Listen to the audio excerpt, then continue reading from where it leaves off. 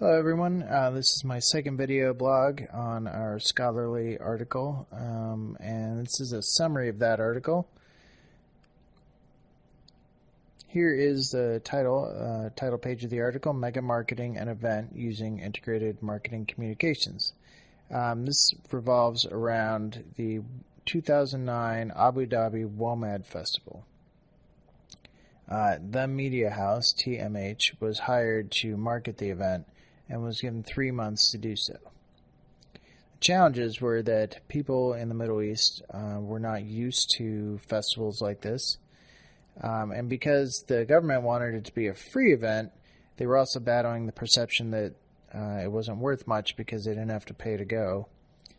And also they didn't have any branding to build upon because WOMAD is unique to each country where it's held. The United Arab Emirates had musical performances or festivals, but they were targeted to each specific subgroup of the population. So, for example, Coldplay drew 16,000 expats, Western expats. The marketing house, the media house, decided that they were going to try and reach 5% of people natural born in the Emirates, 20% of expat Asians, 20% of Arabs, and 20% of Westerners, and with an overall goal of attracting 16,000 people over 3 days. They studied how Singapore ran its WOMAD festival because the city is similar and it was also a free event. They looked at several other ones too.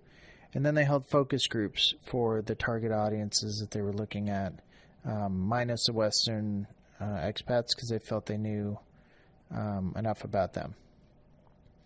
What they learned was that it must be family friendly for those folks to attend. It had to be a learning experience for their children, and that all the groups were interested in seeing their cultures represented. And they also wanted to make sure that communications were made in as many avenues as possible, but mainly in Arab and English languages.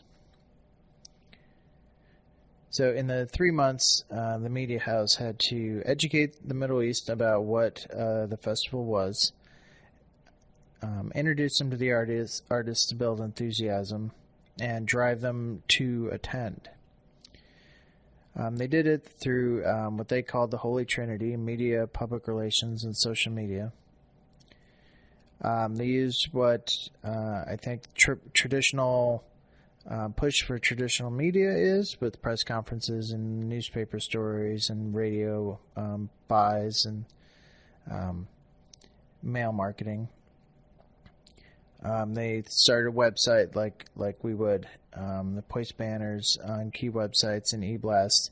But in 2009, they did something that they say no one else has ever done, and that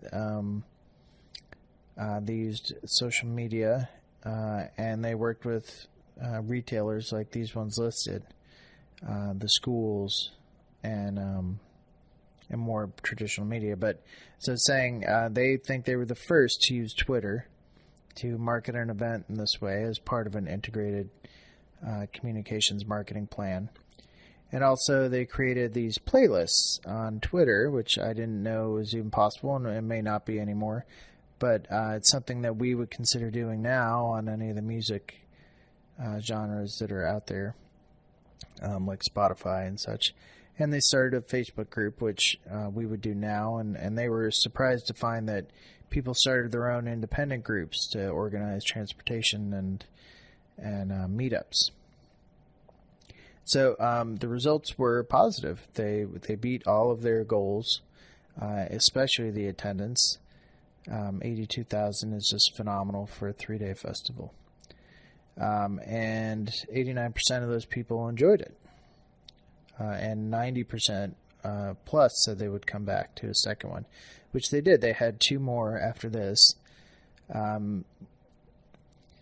Putting Abu Dhabi on the map led to them forming an authority for tourism and culture. Unfortunately, it was canceled in 2012 without any explanation. But it was the middle of the financial crisis, so it may have something to do with it. Well, thank you. That's the results of my summary of the of my article, and we'll see you on the next video blog.